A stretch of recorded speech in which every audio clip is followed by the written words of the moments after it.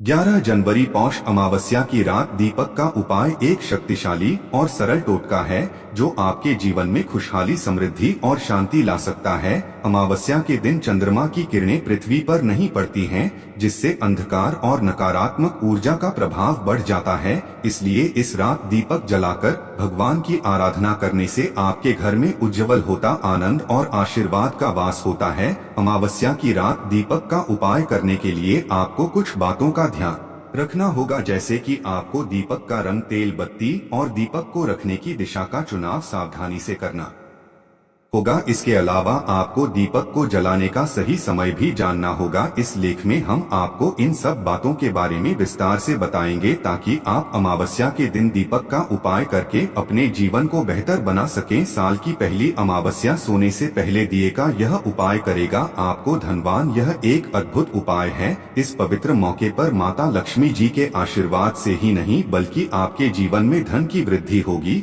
और आप करोड़पति बन जाएंगे। आपका घर खुशियों से भर जाएगा और आपकी सभी मनोकामनाएं पूरी होंगी। इस दिन आपकी पूजा और साधना क्रिया का विशेष है, क्योंकि शास्त्र यह लिखा है कि नए साल के दिन माता लक्ष्मी जी धरती पर वास करती हैं और उनकी सेही पर अद्भुत आशीर्वाद बरसता है।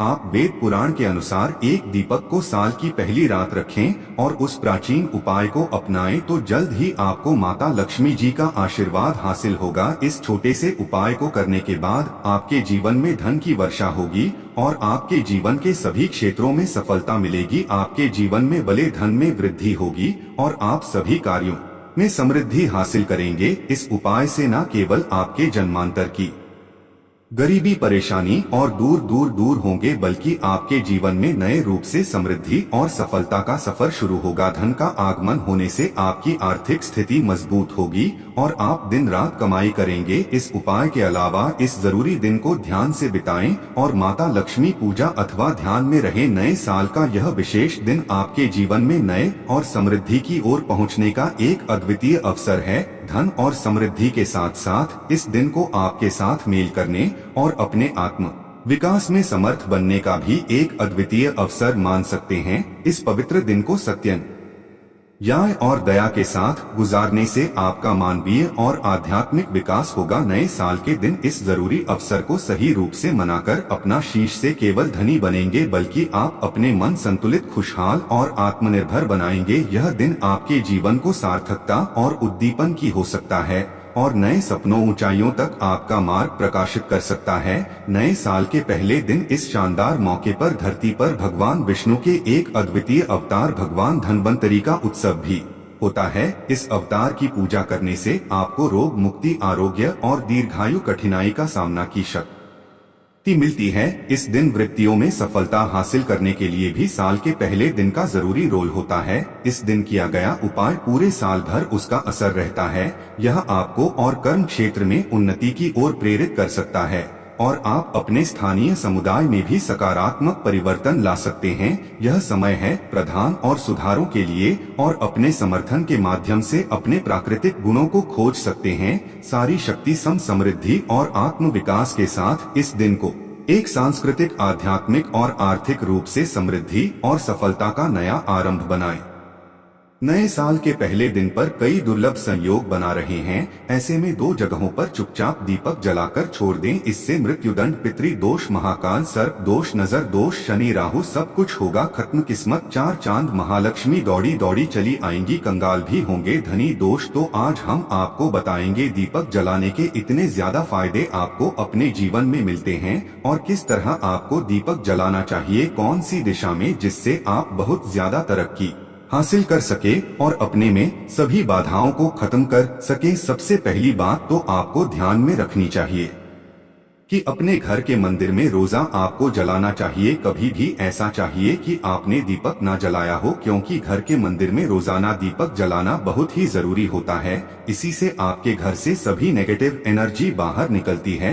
अगर आप कोई भी दीपक नहीं जलाते हैं घर के मंदिर में या फिर अपने घर में शाम के समय, तो इससे आपके घर का वातावरण बहुत ज्यादा नेगेटिव तो होता ही है, आपके घर की परेशानी भी बहुत ही ज्यादा बढ़ने लगती है। घर का जो होता है उसे बहुत ज्यादा मेहनत करनी पड़ती है। इसकी वजह से डिप्रेशन और टेंशन में घर का मुखिया पहुंच जाता है। शाम का समय हिंदू धर्म में ज्यादा जरूरी समझा जाता है और जो लोग शाम के समय कभी भी घी का दीपक या फिर तेल का दीपक अपने घर में नहीं जलाते हैं तो उनके घर में हमेशा ही मुसीबत बनी रहती है। मतलब एक मुसीबत से निकलते हैं तो दूसरी मुसीबत में उससे पहले ही फंस जाते हैं और हमेशा ही धन की समस्या परेशानियां बढ़ती रहती हैं। उनके जो बच्चे वह भी उनके खिलाफ होने लगते हैं, उनका कहना बिल्कुल भी नहीं मानते हैं। इसी तरह घर का पूरा माहौल ही दुखपूर्ण होने लगता है। काफी लोग इन चीजों को मानते भी हैं परंतु जानते हुए भी उपाय नहीं कर पाते हैं और भूल जाते हैं। उन्हें इन चीजों से होने वाले नुकसान के बारे में पता नहीं होता है।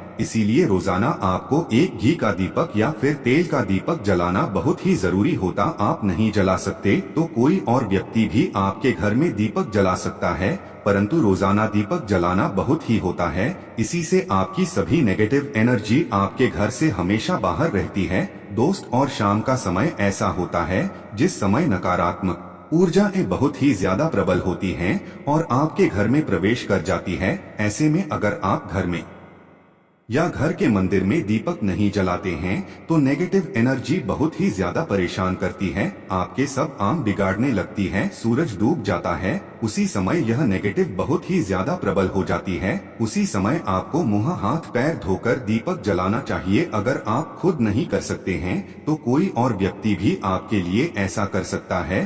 दोस्त, अब जिस घर में बहुत सारे लोग बीमार रहते हैं या फिर बीमारी कभी भी ठीक नहीं होती है तो यह भी संकेत होता है कि आपके घर में बहुत ही ज्यादा नकारात्मक ऊर्जा है जो परेशानियों को, बीमारियों को, मुसीबतों को बहुत ही ज्यादा बढ़ा रही है। सभी चीजों करने के लिए आपको अपने घर में जब सूरज ढल जाता है तो उस समय घी का दीपक या फिर सरसों के तेल का या फिर तेल के तेल का दीपक भी पूर्व दिशा में आप जला सकते हैं। परंतु रोजाना इन चीजों को करना बहुत ही जरूरी है, तभी आपको के मिल पाते हैं। अगर आपके घर में धन से जुड़ी, नौकरी व्यवसाय से जुड़ी हुई कोई भी समस्याएं हैं, अगर ऐसी समस्याएं बहुत ही होती हैं तो अपने घर के उत्तर दिशा में रोजाना ही घी का दीपक जलाना चाहिए। इसे एक भी दिन मिस ना करें। अगर आप रोजाना दिशा में घी का दीपक जलाते हैं तो इससे आपकी धन से जुड़ी हुई समस्याएं खत्म हो जाती हैं। जिन लोगों को नौकरी नहीं मिलती है तो उनको भी नौकरी मिलने लग जाती है।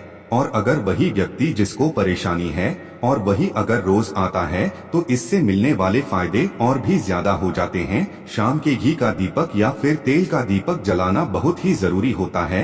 आप कभी भी इन चीजों को नजरअंदाज ना किया करें क्योंकि इन्हीं से जीवन में परेशानियां होती हैं और आपको मुसीबतों का सामना करना पड़ सकता है। आपको यह जानकर हैरानी होगी कि जो भी घी का दीपक आप जलाते हैं उससे जो निकलने वाली ऊर्जाएं होती हैं वह आपके घर में फैलती है तो इससे घर का माहौल एकदम से सुखमय बनने लगता है, पॉजिटिव होने लगता है। घर के सभी लोग शांति से रहने, इसी तरह से जो तेल का दीपक होता है यह भी जब जलता है तो इससे आपके आसपास जितनी भी नकारात्मक ऊर्जा है वह खत्म है, क्योंकि इन दीप को निकलने वाली जो ऊर्जा होती है, धुआं होता है, वह नेगेटिव एनर्जी को बाहर निकालता है और आपके आसपास की एनर्जी को पॉजिटिव बनाता है।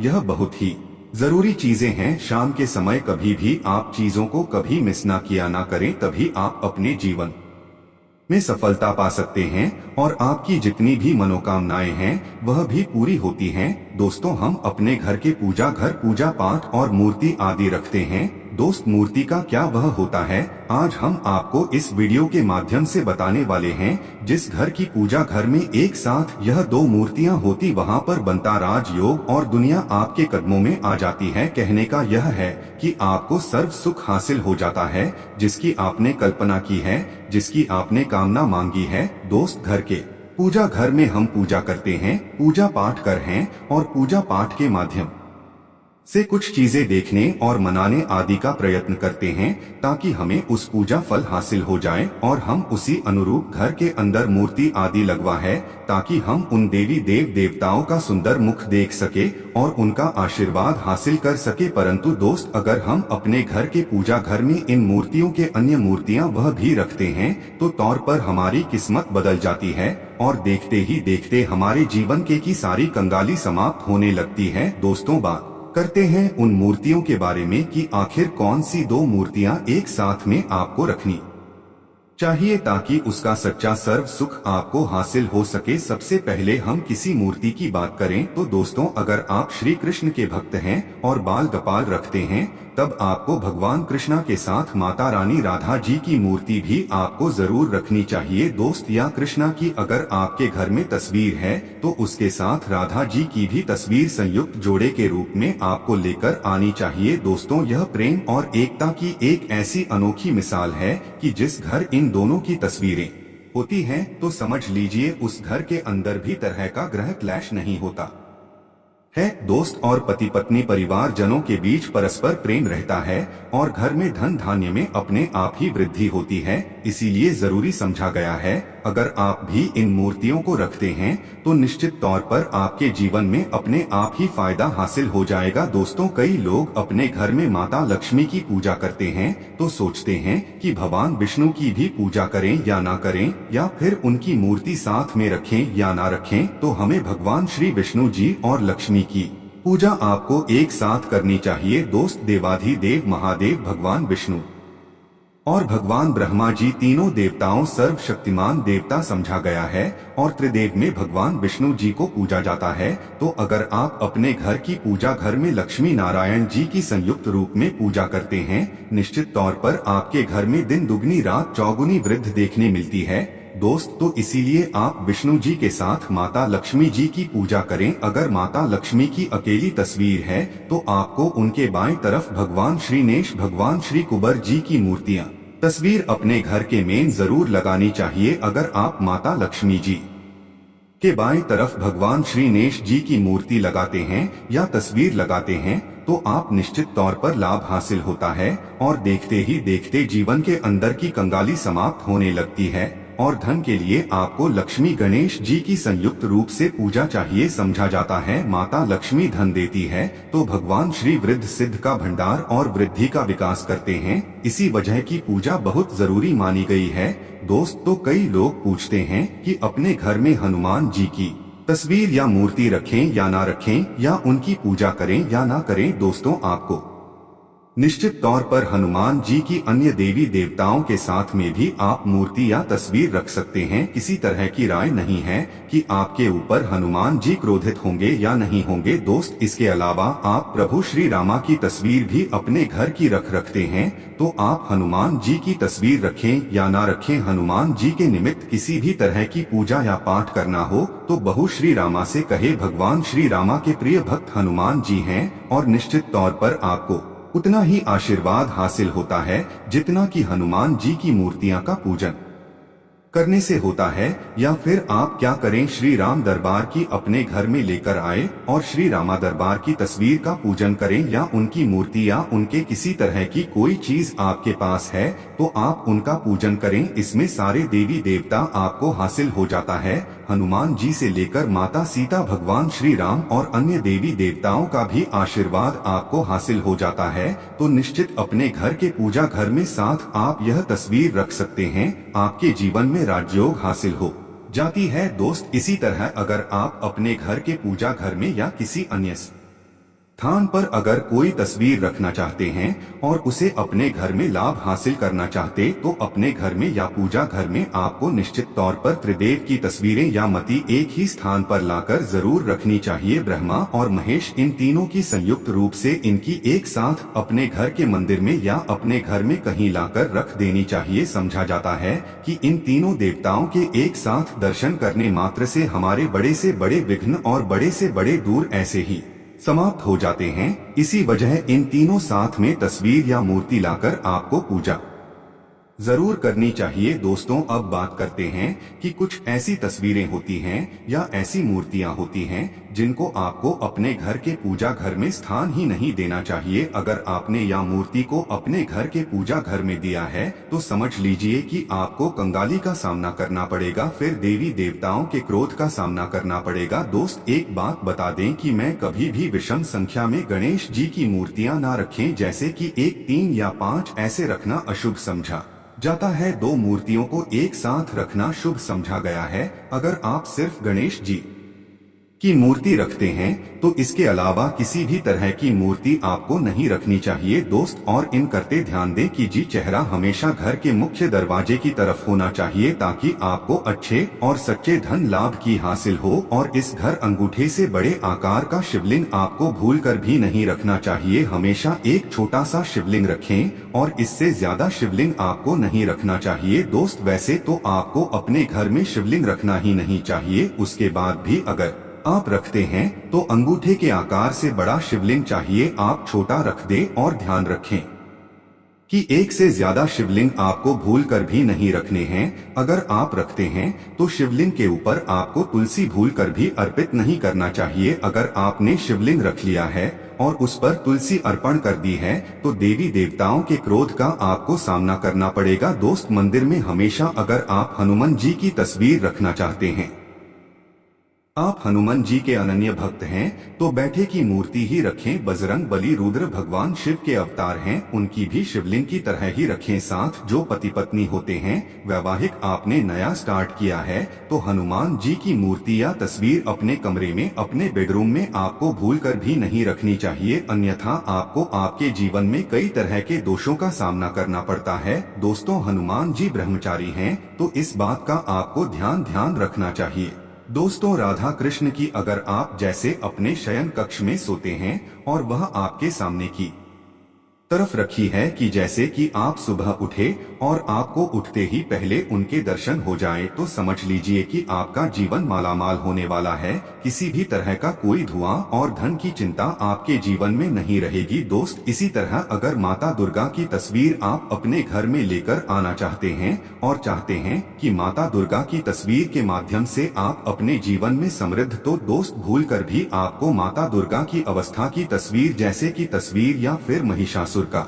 वध करते हुए या क्रोधित अवस्था में माता लक्ष्मी की माता की तस्वीर लाकर आपको उनकी पूजा नहीं करनी चाहिए दोस्तों। हमेशा शांत और सुंदर मुख वाली तस्वीर ही अपने घर के अंदर लाकर पूजा करनी चाहिए, बहुत ही शुभ और मंगलकारी समझा जाता है दोस्त। इस बात का ध्यान रखें कि अगर आप अपने घर में मूर्तियां रखते हैं तो आपको भूल कर भी हुए हैं चावल नहीं चढ़ाने चाहिए। आप हल्दी में चावल को पीला करके ही वह चावल चढ़ाएं, परंतु टूटे हुए चावल आपको भूलकर भी माता लक्ष्मी को या अपने घर में देवी देवता को नहीं चढ़ाने चाहिए दोस्त। तरह इस बात का भी ध्यान रखें कि अपने घर के मृत परिजनों या पूर्वजों को मंदिर में स्थापित ना करें, ऐसा करना अशुभ समझा जाता है। और अगर आप ऐसा लगातार कर रहे हैं तो निश्चित तौर पर आपके परिवार के ऊपर दोष लग सकता और पितरों का भी लग सकता है। पूजा एक अलग स्थान पर की जाती है, घर के मंदिर में उनको स्थापित नहीं किया जाता है दोस्त। तो इसी तरह भगवान भैरव की तस्वीर या भगवान शनि देव की राहु केतु इस तरह की अपने घर में ही नहीं लेनी चाहिए। प्रतीकात्मक रूप से आप घर के पानी रखने के स्थान पर उनकी पूजा कर सकते हैं, क्योंकि